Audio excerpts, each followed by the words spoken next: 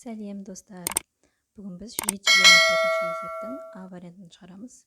Берілгені косинус А 3 бөлінген 4-ке тең.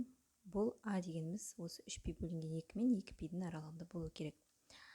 Косинус А табу керек бізде синус А бөлінген 2, косинус А бөлінген 2, тангенс А бөлінген 2 және котангенс А бөлінген 2.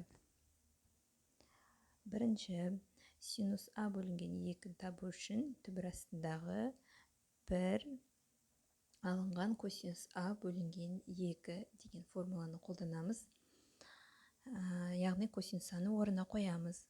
1-ден 4-тен 3-тен аламыз және бөлінген 2 түбір астындағы бұнда 4-тен береміз ортақ бөлімі, 4-тен 1 шығады. Және де бөлінген 2-ні жазып қоямыз. Бұл дегеніміз 4-тен 1 көбейтілген 2-ден 1.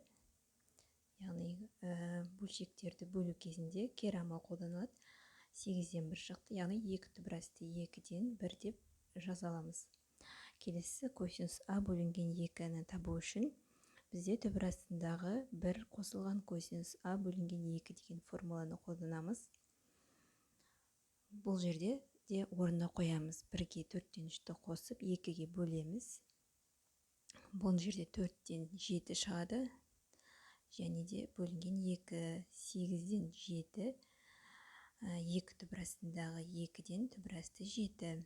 Келесі тангенс А бөлінген 2-ні табу үшін бізде түбір астында 1 минус косинус А мен 1 плюс косинус Аның қатынасы шығады.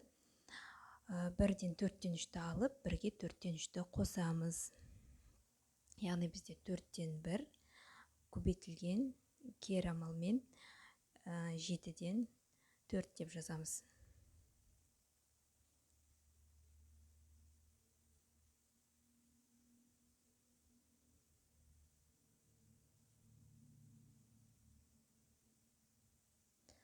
Төрт дебелдері қысқарады, 7 түбір асты 7-ден 1 шығады. Котангенс А бөлінген 2 дегеніміз 1 бөлінген тангенс А бөлінген 2, яғни 1-ді 1 бөлінген түбір асты 7-ге бөлеміз.